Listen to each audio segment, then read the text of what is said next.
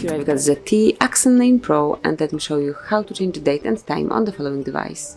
So at first let's open the settings, then find and select System, go to Date and Time, and now you can either use automatic date and time or you can switch it off, and then you can set date and time manually by yourself.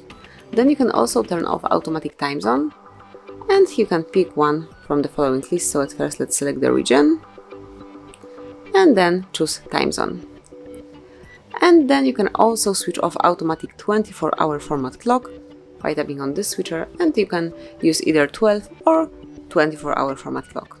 So that would be all. This is how you can change date and time in your ZTE Axon 9 Pro. Then whenever you'd like to go back to automatic setup, just tap on those switchers. So that would be all. This is how you can change date and time in your device. Thank you for watching. Please subscribe our channel and leave the thumbs up.